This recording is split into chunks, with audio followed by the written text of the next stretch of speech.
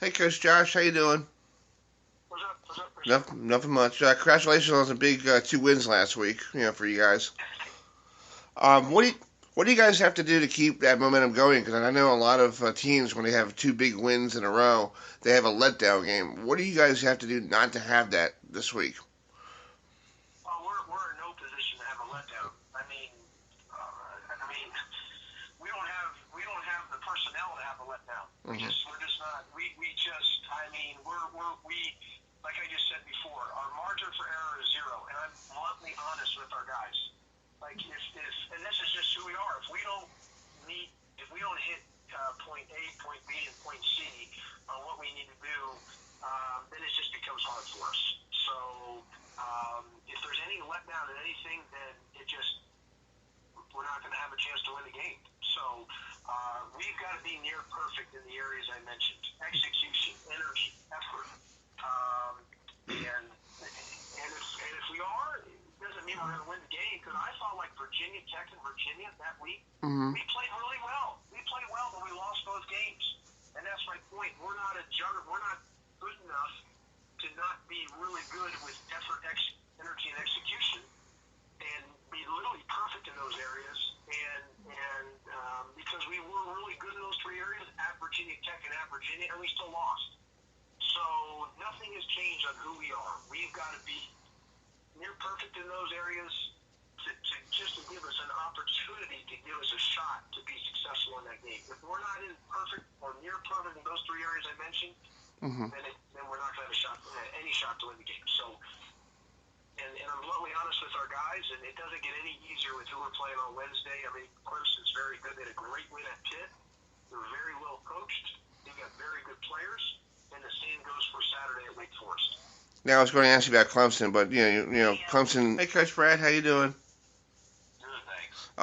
Talking about we were just talking about the week off. Did you see a difference in your team having the week off? A little more pep in their step. After having a week off. Yeah, I think I really think that the 2 days, Monday and Tuesday, were good for us, just to kind of give our guys a chance to lick their wounds a little bit, get some time with the training room, and just to get away. We did watch a little film one day with the team and do a few things of that nature, but I think what I saw was a group that came back to practice on Wednesday, really energized and really committed and ready to try to find a way to win a game. And, we needed to coach some things better.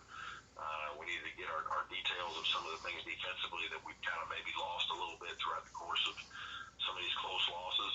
And I thought our guys were very attentive and, again, had great spirit and energy, and I think we improved. And, it's hard sometimes you get in the conference season, especially, and you're playing all these games and they're coming at you quickly, and it's hard to make adjustments. It's hard to make major improvements. It's hard because you're game planning constantly and trying to win games, and it's really hard to improve on certain aspects of your game that you need to. And I thought we were able to do that with the week this week, and it really showed again in the win against Pitt. And I want to do a follow up. What do you see against Georgia Tech? I know you played them earlier. Are they getting better since you saw them? They're good.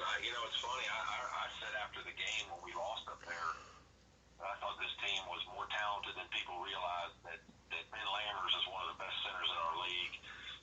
Defensively, he's a problem around the rim, blocking shots, alternate shots. He's just about averaging a double-double, 15 and 9.5 or whatever it is in league play. And then Josh Okogie's, one of the best freshmen in our league, and he's continued to get better, averaging 18 points. And I think Josh Heath just kind of runs their team, doesn't make mistakes, doesn't turn the ball over.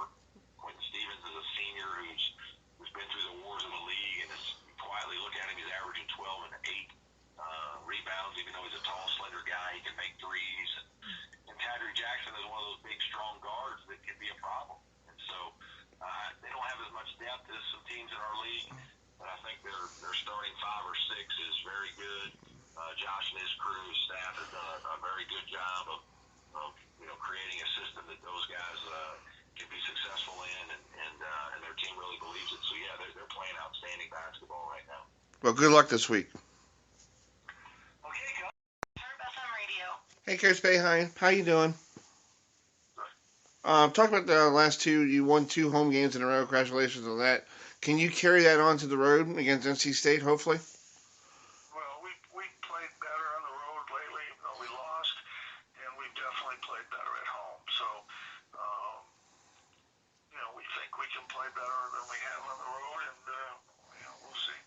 And what do you see in NC State getting ready for that game? I know they have some good players. So what do you guys have to do to pull out a win?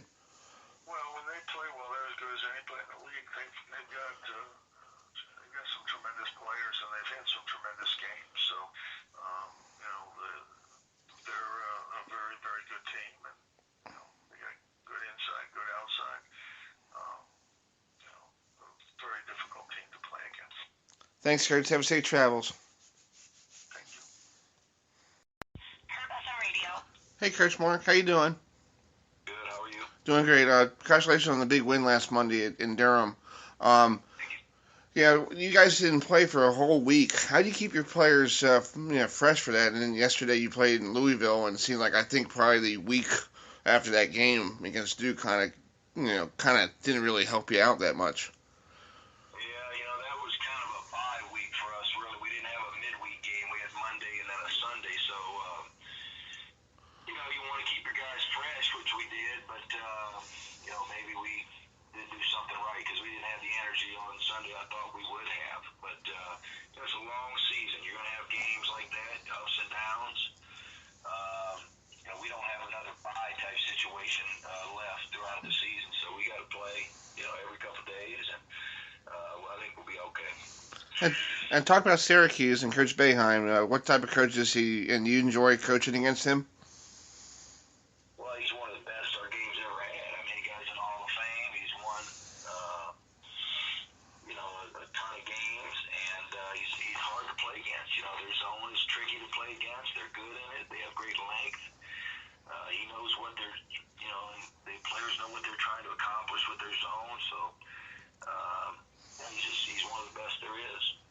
Well, good luck this week. Thank you. Hey, Chris Hamilton, how you doing? Fine, sir. Talk about this big game against Miami, this rivalry game. Is it the same type of rivalry game you see when Florida State and Miami play in baseball, football, every other sport around there?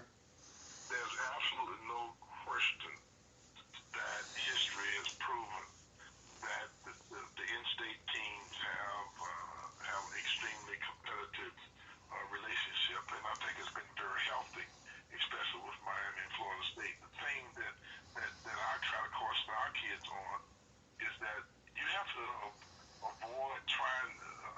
It's a new ACC.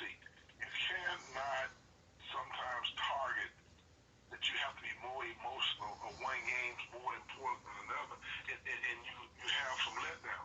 As much respect as I have for the rivalry, we're trying to condition our guys, regardless of whether it's a game that's their rivalry or for the game that against another ACC opponent. You got to come with that mindset that you have to be at your very, very best. You guys talk about rivalry. I'm talking about the competitive spirit that it takes that you must have to compete against everybody. I think that's good for media coverage.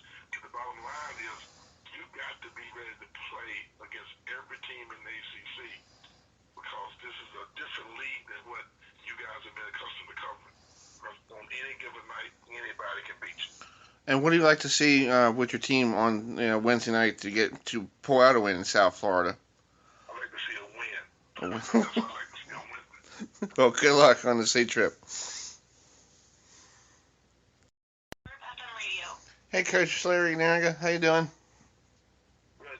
Talk about this big game coming against Florida State in this rivalry. Just talk about it. Is it good for the basketball team, as well as the football and baseball? Yeah, we compete with Florida State for everything. Students, our admissions office has to compete with Florida State in-state kids who are looking at both schools. The football programs have been battling each other and have won national championships. Our baseball team, the same way, they won national championships. So, basketball for a while, I think, was pretty much dominated by Florida State. We've been very fortunate now to make it much more of a rivalry where the teams are pretty close in terms of records against each other. So it should be a great game Wednesday night. And what do you guys have to do to pull out a win against Florida State at home. What do you guys have to do to control them? Because I know they're good shooting from the perimeter. They're good shooting three-pointers from the outside. They have Bacon inside as one of those big guys. So what do you guys have to do? Well, I think defensively, you have to have a great defensive game plan, and you have to defend them very well. And you can't turn the ball over a lot because they're really an outstanding team in transition. They're very fast, they're very athletic, and a lot of those big guys, like Jonathan Isaacs, has a lot of basketball skill in addition to his athletic ability. So they're very, very hard to guard. So you have to defend, and because they're so big, you have to rebound. Good luck, Coach, this week.